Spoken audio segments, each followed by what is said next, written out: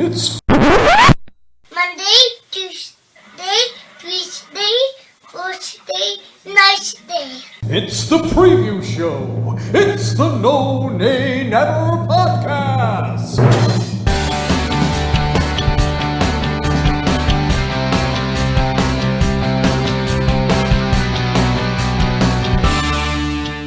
Hello and welcome to the preview show brought to you by the No Nay Never podcast.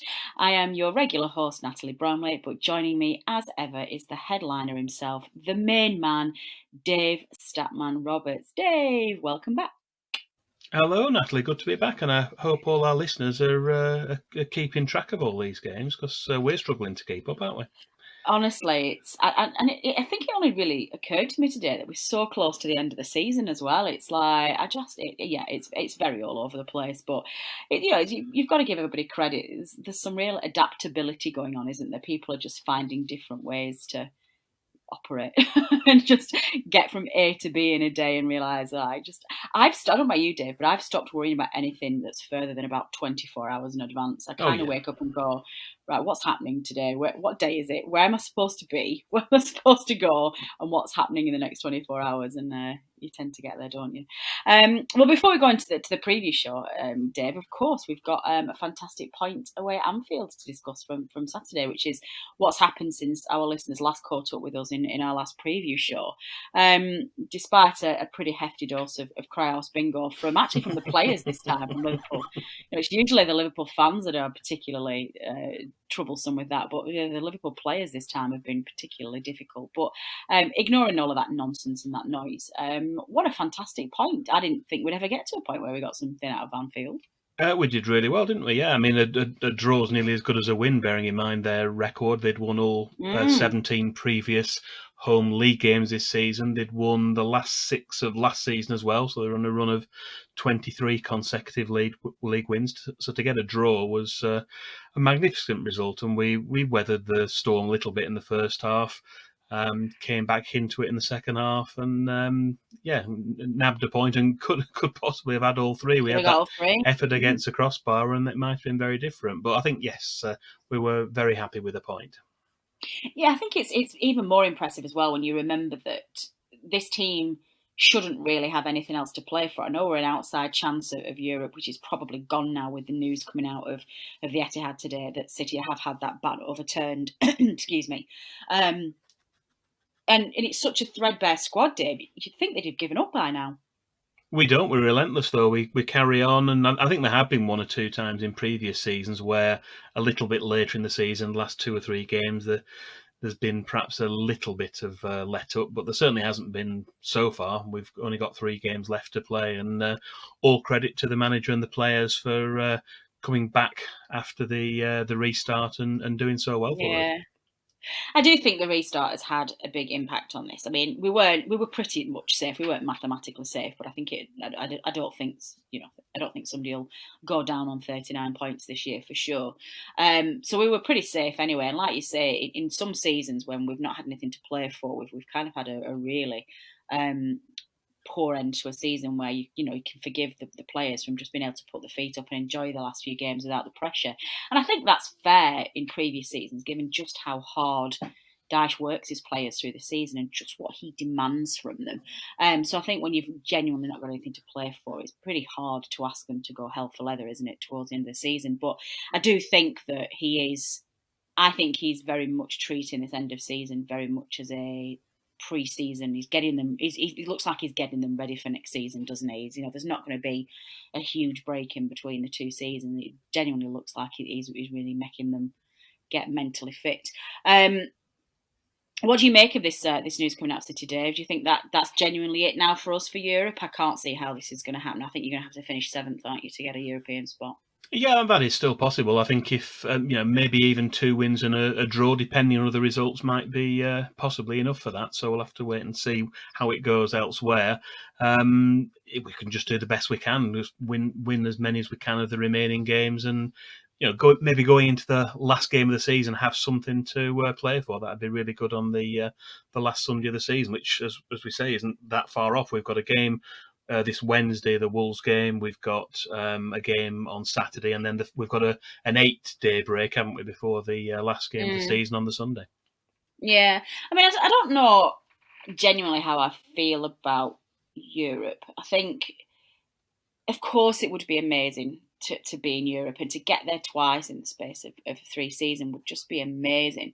And pushing for Europe every year and playing in the Europa League is where I want us to be as a club. It really genuinely is.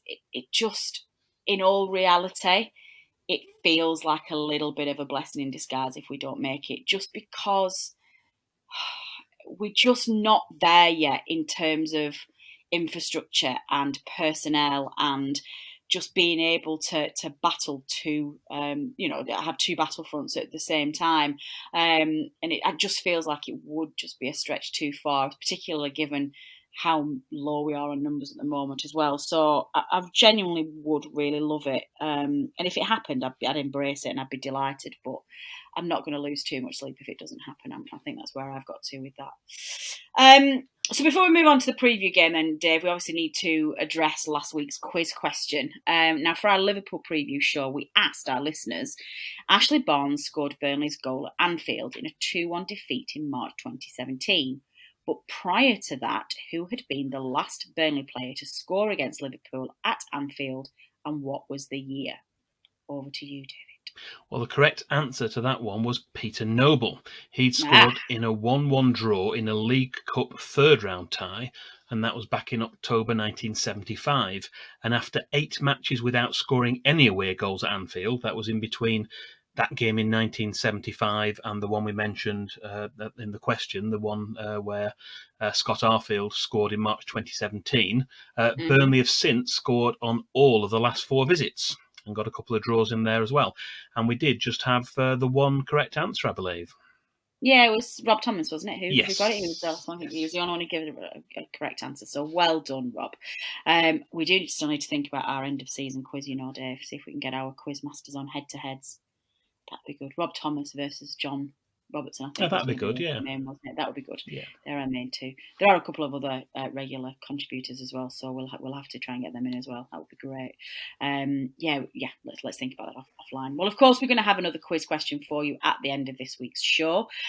So we're just going to have a quick run through all the opposition stats first to get us to that point. Opposition stats. So, Wolverhampton Wanderers at home in an empty Turf Moor, which still breaks my heart. Wednesday the 15th of July at 6 p.m. and we have a weird split viewing going on Wednesday. We are watching the first half on BBC Two, and then we are switching channels at half time, a bit like switching ends, and we are going to BBC One for the second half. So, there's a third way. You could watch it on the red button, and then you don't have to switch. Is that a thing? Yeah, well, I didn't realise, because what was the last... I can't remember what the last game the BBC had. They've had a couple of Premier League games, and I think I was watching the second one. I had the red button on so I could get rid of the fake crowd noise, which annoys me. And I thought... I love it. It came up, and now you've got to switch channel. I was kind of in the other room doing something else while it was half-time, and thought, I've not changed channel. And then the second half started, and I thought, that's good. And I realised it was because I was on the red button. I didn't have to change channel, so that might be a tip for anyone for Wednesday. That is amazing. Look at that. We're such a public service. We just give. That's all that happens. What has happened then, Dave, since the last time we met? Well, not you and me, us and Wolves. Yeah, that's a lot more recent than that. We've got to go all the way back until the end of August last year for the reverse fixture between Wolves and Burnley, and it was both teams' 3rd Premier League match of the season. And we thought that Burnley had earned all 3 points at Molineux with a 13th minute goal from Ashley Barnes. He scored a long-distance strike, if you remember, from about 25 yards out. And it was a last-minute penalty that was awarded. Eric Peters was adjudged to have fouled Raul Jimenez, and following a VAR review, the penalty stood. And it was Jimenez himself who stepped up and converted the spot kick, and that was in the 7th minute of time added on at the end of the game. And that was to an unfortunate point for the hosts. Wolves had lost their first 2 matches of the season, but following... Actually, had they done? No, maybe they haven't. They had a poor start to the season. Yeah, they definitely did. They had a poor start to the season, but they've had a very good season since then, and they currently stand in 6th position. They do, because they were being tarred with the Europa League curse again, weren't they? People saying that it was an absolute poison challenge to get in there, but no, as it turns out, they've balanced that really, really well, and they could end up winning the Europa League, which would just be They could. phenomenal. Yeah, That would be amazing. They're slow. So I think they might have drawn the first 3 games. Actually, thinking about it, and they were winning in Europe, and then they went on from that and built, and it didn't seem to affect them. Certainly in the way it affected us when we got into Europe. But obviously, Wolves have got a bigger, stronger squad, and it's served them well. Yeah, it really has.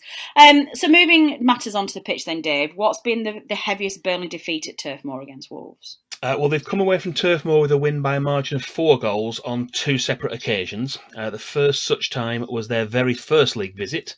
That's going way, way back to October 1888, when they were 4-0 winners. But slightly more recently than that, they won 5-1 at Turf Moor. Still going back a while, that was November 1975. That season, Burnley were relegated from the top flight, and as we all know, we didn't return for another 33 years. Excellent. Well, on a more positive note then, what about Burnley's biggest win at home to Wolves? Well, this is one of those rare occasions when Burnley's biggest home win is inferior to the biggest margin of victory for the visitors. We've won 5 times against Wolves by a margin of 3 goals, but never more than that. The most recent of those is going back a while again. That was back to an FA Cup third round tie in January 1970. Second half goals from Martin Dobson, Frank Casper and Brian O'Neill sent the Clarets safely through to meet Chelsea in the 4th round.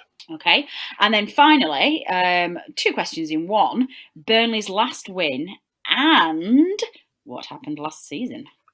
Yeah, well, we played Wolves at Turf Moor at the end of March 2019. That was the last time they were up here. A second-minute own goal from Wolves captain Connor Cody and a 77th minute strike from Dwight McNeil ensured that the 3 points stayed at Turf Moor as the Clarets sealed a vital win to stretch the gap between ourselves and the bottom 3, with 6 games of the season remaining. Brilliant. And what about some head-to-head stats then, please, Dave? Yeah, we've got some of those prepared. Our match history against our next opponents, as we mentioned, goes all the way back to 1888, as both teams were founder members of the Football League. Our all-time home record against Wolves in all competitions stands at played 66. We've won 25 of those, drawn 18 and lost 23. That gives us a win percent of 37.9%. And that's actually the lowest. Low. That's low, yeah. That's the lowest of all the other 19 teams. I did tweet this out actually earlier today, just with the comparison. Norwich City were the best. We've got 16 home wins out of 22 meetings. That's 72.7%. The average is round about 50%, as we do say when we play the home games. And Wolves at 37.9% is the worst of the lot. So they've had a fairly good time at Turf Moor in years past. And when we look at top flight home matches only, it's slightly better, but not by much. We've played 38 times. Burnley have had 15 wins. There have been 11 draws and 12 defeats. That's a win percentage of 39.5%. And this will actually be Burnley's 3rd home Premier League match against Wolves. We've lost one. That was in 2009-10, the first season we got promoted to the Premier League. And we've won one of them. That was last season that we've already mentioned. That's our only 2 previous home games in the Premier League era. Yeah, well, hopefully we can get some points this week then and make those stats look a little bit better. So who's going to help us with that, Dave? Who is going to be our referee? Well, if you're thinking it doesn't seem a long time since we last welcomed Mike Dean for a Burnley match, you'd be right. He's been back since the restart. He was at Turf Moor just a couple of weeks ago, actually. He took charge of the visit of Watford on the 25th of June, and this Wednesday will be the 45th Burnley matches refereed and the 23rd at this level. The very experienced Wirral-based official does send players off from time to time, as we know, and in fact there are 3 past games in which we've seen him brandish his red card, and curiously in each of these games 2 players were dismissed. So the 3 occurrences were back in September 2002. He sent off Bradford City's Mark Bower and Danny Cadamartri at Valley Parade. But after trailing, and then we were leading 2-1 late in the game after the sendings off, Burnley conceded a late goal passing it around to the back. City scored, and we drew 2-2. In the 2009 Championship playoff final at Wembley, of course, he dismissed Sheffield United's Jamie Ward late in the game with about 10 minutes to play, and then he also sent off Lee Hendry after the final whistle as Burnley gained promotion to the Premier League. And then the third occurrence was back in January 2019. He sent off Huddersfield Town's Christopher Schindler in the first half, and then also sent off Burnley's Robbie Brady late in the game in an away game that Burnley won 2-1. Goodness me, that was a comprehensive summary of our ref. I only asked who referee was. No, I'm joking. That was great. I love it. I didn't mean to say to you that a few weeks ago, actually. I do like it when we get a bit of extra bump around a referee and some good referee stats there. The good ones. Celebrity fans. Okay, then finally, my favourite section, and let's see how many very tenuous Twitter followers you get in this one this week, because there's been one every single week where I'm just like, no, I'm not having that. Is of course, Dave, our celebrity fans. Well, yeah, there's a couple actually. But yeah, going through, we're going to list 7 famous Wolverhampton Wanderers fans have been handpicked this week, and we've listed them once again in ascending order of Twitter followers. So you decide how impressive these 7 are. We've got, first of all, singer and musician Clint Mansell. He's a former frontman of a band Pop Will Eat Itself, and is more latterly a composer of film scores. He's got 52,000 Twitter followers. Mark Rhodes from television presenting duo Sam and Mark. I think they were on. Verified. Were they? I know that's Pop Idol? Were they on? Yes, one of the pop one of the things, two. Yeah. So doesn't have his own Twitter account, but there's a joint one, Sam and Mark TV. That's got 105,000 followers. Next up is singer Beverly Knight. She has got 122,000 followers. This is where I stop becoming believers. Like, really? Yeah. Led Zeppelin frontman Robert Plant. He's got 270,000 followers. Broadcaster and journalist Susie Perry.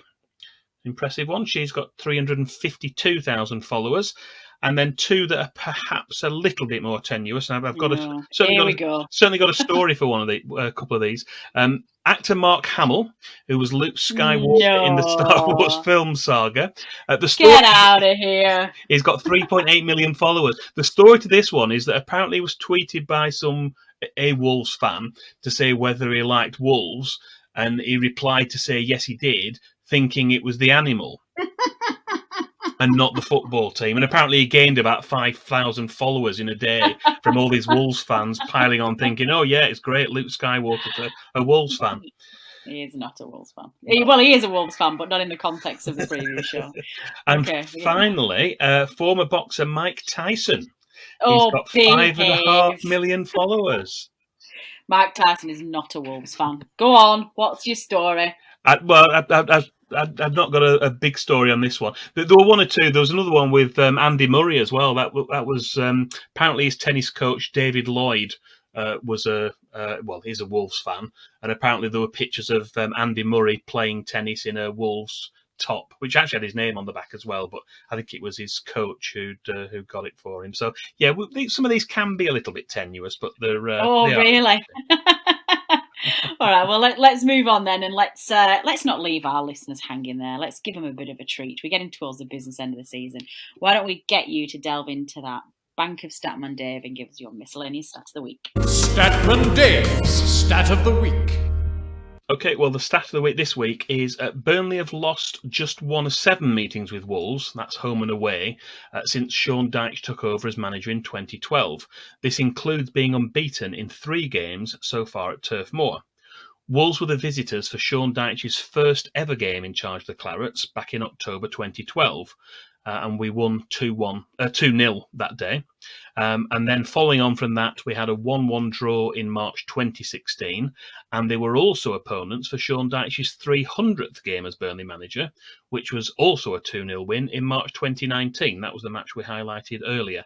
And our last home meeting and our last home win. Excellent. That is a good stat of the week. So what are we thinking then about the game?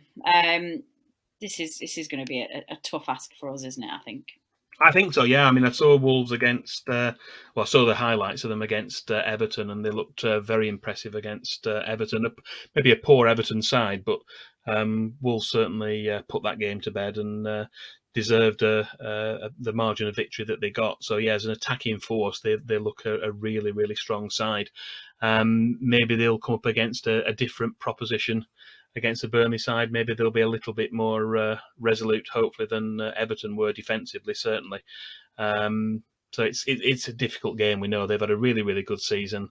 They've not done as well since the break, but they've kept up there. They're in sixth place as it stands, I think, and they are certainly going to get European football again, you would think, for next season. And it's a really tough ask for us. I think I'm sitting on the fence again. I've done it once or twice in these recent preview shows. I'm going to predict a 1-1 draw for Wednesday. I don't know how I feel about it. It's really difficult. It's very hard to write this side off at the moment because I keep thinking that we've got a point away at Anfield, so there's absolutely no reason why we can't get at least a point at home to Wolves. It's just the problem is that some of these games are still for teams that they're going to want to really push on, aren't they? I'm going to go for a draw again, but it wouldn't surprise me either if we get beat. If we get beat, or I suppose it won't surprise me if we get beat, but it won't surprise me if we win either because I think this team is. You're keeping your options open there. At the moment. Yeah, I predict, and how is this for a bold statement? I predict we're either going to draw, win, or lose. You just can't. You're here for your insight, obviously. Yeah, you can't buy that level of analysis. You know what I mean? It's like for a free podcast. What do people expect? Excellent. Well, let us know what your predictions are, guys. If you're listening to this before the game, tweet us or send us an email. You know how to get in touch with us and let us know what you think the Clarets will do against Wolves. Fantasy Premier League update. And then finally, we're going to close out this week's show as we tend to do with, firstly, a visit to the Fantasy Premier League, and then secondly, this edition's quiz question. So, Dave, game week 35, it is still in progress at the moment, but obviously at the point that we are recording this preview show. But we didn't. I say we. I did not do anything. Dave remembered to take a note of the table at the end of game week 34, which was prior to the weekend's game. If you remember, Dave and I did a very quick turnaround of previous shows, and we couldn't quite get it in to be able to give you an update. So, which is what it says on our show notes, and we took snapshots. So Dave, talk us through the movers and the shakers. Now we really are very close to the end. We're getting very close now, and we've got 8 teams who've passed the magic 2,000 points mark, and with a big gap of over 40 points between 8th and 9th place, I'm going to stick my neck out and say I think the winner now for our league is going to come from one of those 8 teams at the top, and we will name check them. The managers are in reverse order from 8th to 1st. Tom Mitchum, Joshua Bedgood, Tull Paul, Rob Greenwood, Michael Freeman, Max Robinson, John Sutcliffe, and still in the lead is Bennett Howarth. And interestingly, the gap at the top, since we last mentioned the league, is close to just 9 points, and there's just 80 points in total separating these 8 teams. So I think it might come down at the end of it to see who's got any of their chips left, their bonus chips. If they've got any options for their bench boost they haven't used yet or anything like that. So we'll have to wait and see whether that has an impact on the season with just 3 games left to play. Excellent. Well, it's very exciting, actually. I think I know 2 people in those top 8. They're friends of mine. I know Tall Paul, and I also know his name is completely. He's going to absolutely kill me when I remember it. Rob Greenwood. I was going to call it. I was going to Tall Paul in my head, then I was like Paul Greenwood. No, Rob Greenwood. Who's is it Espina Colada? That's the one, isn't it? I think so. Yeah. So I know both of those. So I am rooting for one of those 2 to win it. They would be my favourites. What about the dream team then, Dave? We did really well. We were delighted to see 3 Burnley players in the game week 34 dream team. That was Nick Pope, Charlie Taylor and Jay Rodriguez. They all made the grade and a place in the best 11 of the week. And they were joined by Sheffield United's John Egan, Bournemouth's Diego Rico, Liverpool's Mo Salah, Manchester City's David Silva, Watford's Danny Welbeck, Willian of Chelsea, as well as Manchester United's Bruno Fernandes and Paul Pogba. But as we say, we are still in the middle of, well, we're at the end of game week 35, but the tables and everything haven't been updated yet. So we'll bring an update on that. Trying to think on timings. Yeah, we'll probably only be able to do that one. We'll be in the middle of the next one when we do the next preview, I would imagine, depending on the timings of that. Excellent. Where are we? Am I You're still in the relegated? bottom three, yes. No, I can't finish in the bottom three. You can.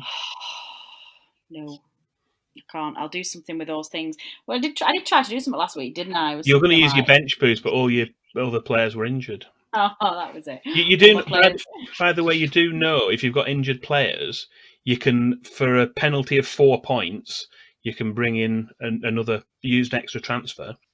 Ah, I didn't know that. That would have been useful about 20 weeks ago. Thanks, Dave. You've not been a team player helping me through this fantasy football. You know, next season I'm gonna come and I'm gonna be in that top 8. I've not been very good myself. Well, you're not. Yeah, this is what I mean. It's like you're still better than me, and I wanted to finish above you, but never mind. Well, we've obviously only got 3 matches left to play, and it looks like it's going to be very nip and tuck, as Dave said, for those who will win the title and the sticker. Don't forget. Actually, I'm in the process of moving house at the moment. I feel like you've not lost the stickers, have you? I've packed them away somewhere safe, and I'm not entirely sure which box they've gone in. So whoever wins might have to wait for a small time for the sticker. But obviously, we're going to have another update for you next time, which will be in our previous show ahead of the visit to Carrow Row to play relegated Norwich City, which is on Saturday. Statman Dave's quiz question. And finally, let's close out the show as we always do with this week's quiz question. Take it away, Dave. Yeah, this week's quiz question is, when Burnley beat Wolves 2-1 at Turf Moor on Boxing Day 2002, it was our first home win against Wolves since a 3-0 victory in the FA Cup in 1970, one we mentioned earlier, which was one of our most recent biggest win. That was a gap of 32 years and 13 games. So what we'd like to know from our listeners is, who was Burnley's manager and which 2 players scored Burnley's goals to earn that long-awaited home win against Wolves in 2002? Ooh, that is a good question. That is a toughie. I'm not sure what that's going to be. I'll have to think about that offline. Well, what's the best way for our listeners to submit their questions, please, Dave? As always, they can reply or send us a direct message on Twitter. That's @NoNayNever. We can accept emails that's podcast@noNayNever.net. And they can also reply to the post. We'll put a post on the No Nay Never Facebook page, and they can reply to that. And we will reveal the correct answers at the start of the next preview show. Excellent. Well, that is all we have time for this. I keep saying week, but they're like twice a week at the moment. Sorry, we've got a bit of background noise going on here. I think Mr. Bromley is tidying up the house while he's just popped his head through the studio door and mouthed sorry at me. So apologies for a bit of background feedback noise there, listeners. My thanks as always go to firstly producer Matt, which is now always in bold red letters, to remind me not to call him producer Dave, not the best way to keep your producer on side, for giving up his free time to edit this and put it all together for us. A little less chaotic than the last one. Actually, a quick shout out to Duncan, who sits behind me at the football, who I know loves this show, and sent me a message this week really shouting at me and telling me he was going to send me his medical bill because the crash, if you remember last week when the Daddy Longlegs was falling from the ceiling, and producer Matt actually didn't edit it from the show. He said he was quite comfortably jogging along with his earphones in, and I nearly deafened him. So apologies to anybody else who maybe suffered the same fate, but please don't send me all your medical bills because I will not have any money left ever. So thanks, Matt. My biggest thanks as ever are reserved to Dave for just putting in an enormous amount of effort for this preview show. I thoroughly enjoy it every week. It's my favourite part of the week. And thanks to you, the listeners, for downloading and listening and for sticking with us this season as we talk you through all the build up to this next game. We will be back probably towards the end of the week. I think we're probably going to do a show the main show that's going to cover both Liverpool away and this Wolves at home game. So we will be back at some point during the week. We'll let you know when that is. But otherwise, Dave and I will be back as usual for the next preview show. So do tune in and we will let you know. Stay safe, everybody. Enjoy the game. This has been the preview show brought to you by the Known and Never podcast. Until next time.